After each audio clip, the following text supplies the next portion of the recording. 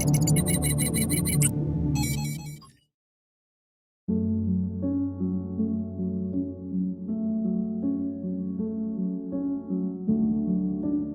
here, Patrick, I and Adrina and the team, we are here at the airport to receive our guests coming from America. We are excited that they are coming to Singapore.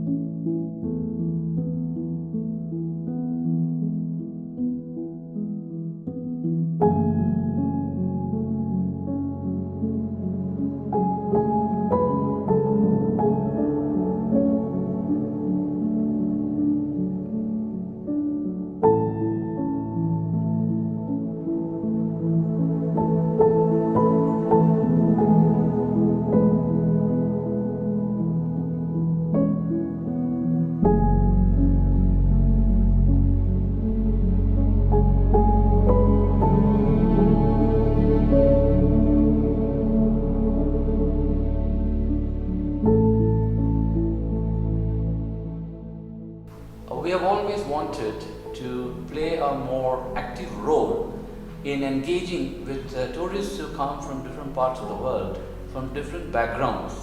And as an educational institution, we have always contemplated how we could be of assistance to people coming from university background.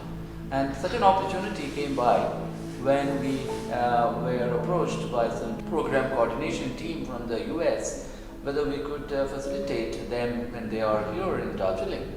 And that's what we have done. It makes their visit to Darjeeling memorable, and it also gives us an opportunity to say, yes, we have done this work of creating better understanding of how life is lived and how the society is in Darjeeling and in its whereabouts here in the district, in the hills, in the eastern Himalayas.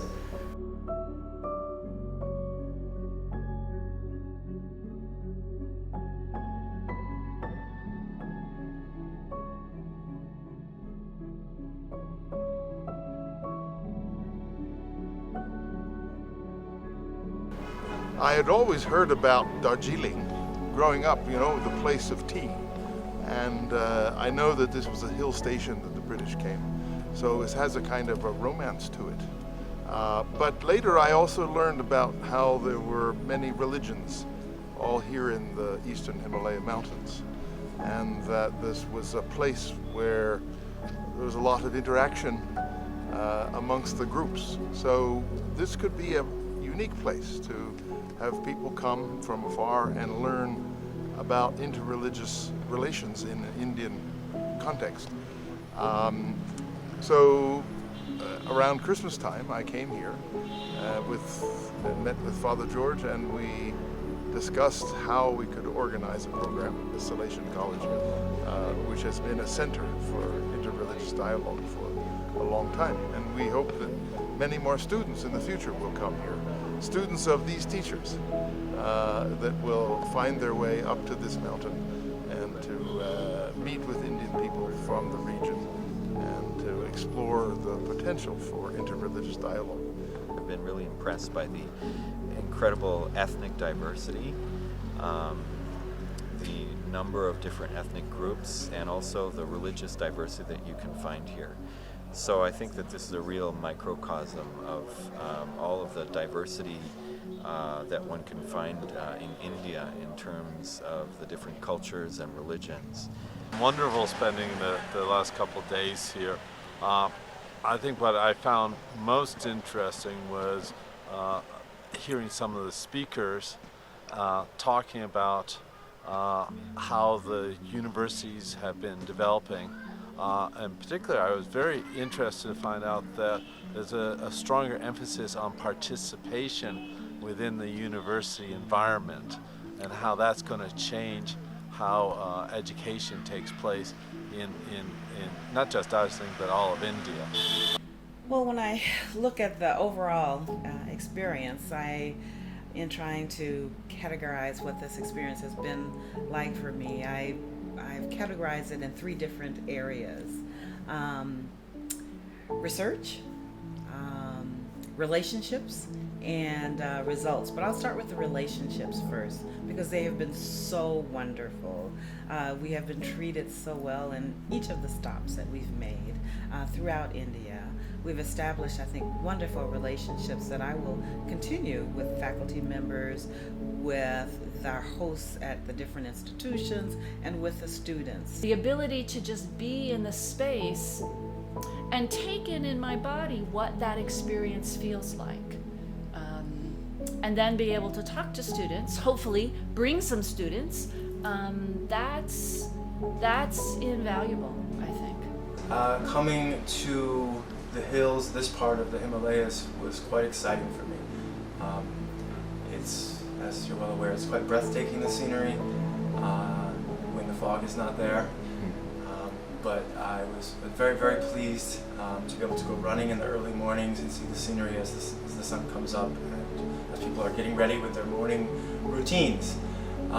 As a geographer, I'm always fascinated with the cultural aspects of how people live, and one of the things I've enjoyed at Sonata in particular is the ability to see small communities and villages wake up, and by that they're doing various religious rituals, perhaps preparing breakfast, talking, brushing your teeth, doing just the normal routines that people do across the planet, and seeing how that looked on a more local scale.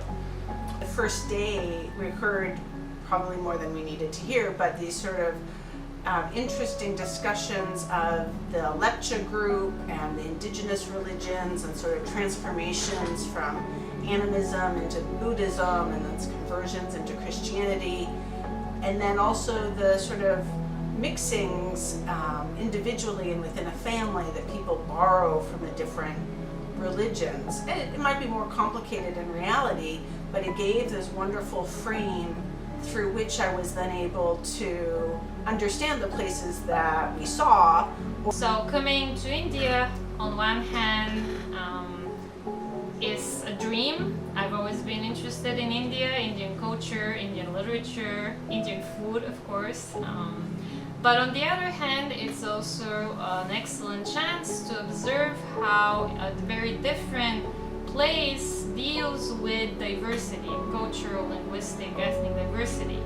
And at least from what we've observed so far, there seems to be a very lively, a very healthy interfaith, but also intercultural dialogue happening in this part of India.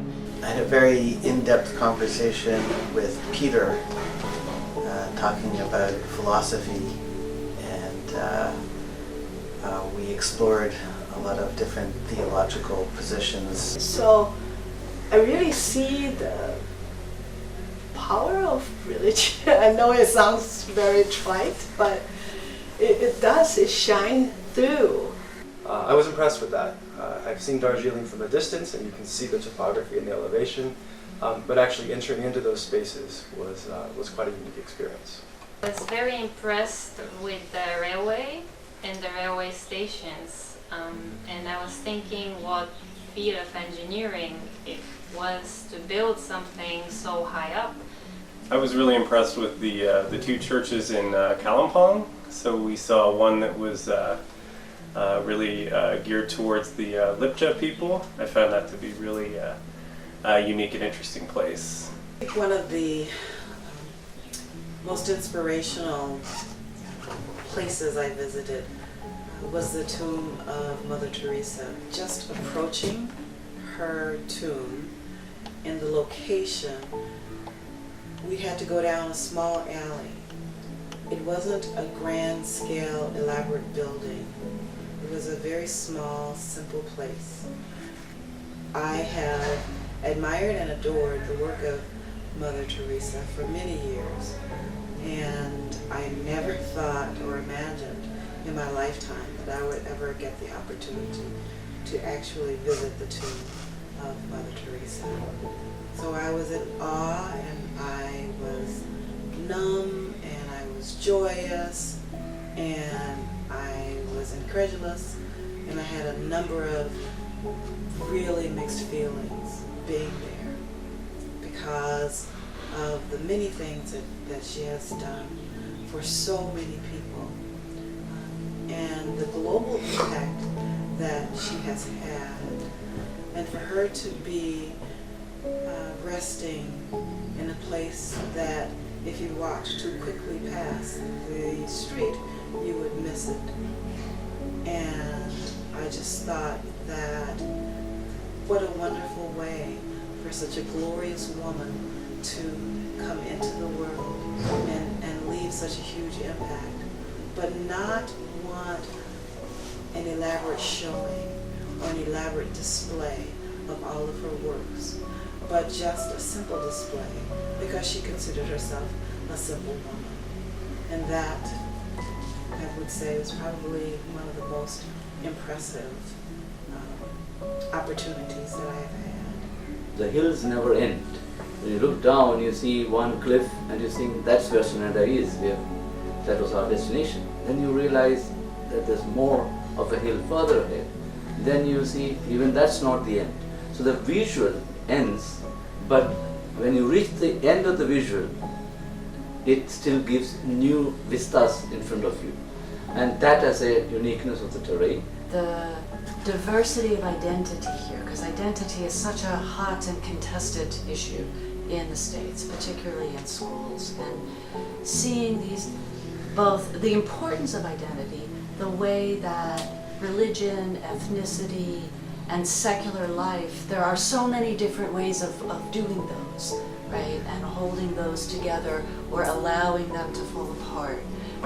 And so it's been really interesting. I'm not sure what they would make of it, but it's been fun kind of imagining them encountering this, and both the similarity of the questions and the difference at the same time.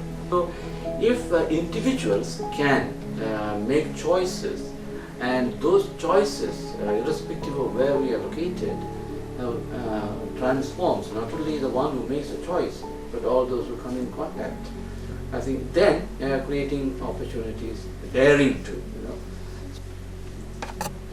I know a lot of groundwork went into previous visit here and traveling around to potential locations and setting things up.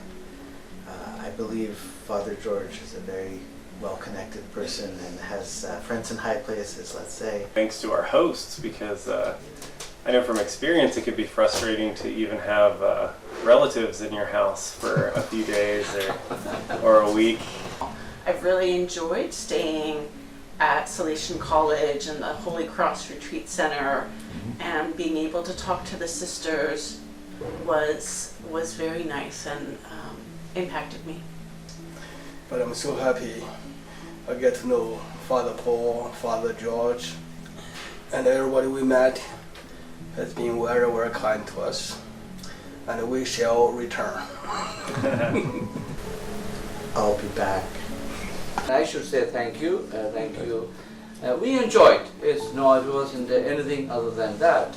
Thank you for making it happen. Thank you for bearing with our very Spartan lifestyle, and we enjoyed looking after you and being with you. Thank you.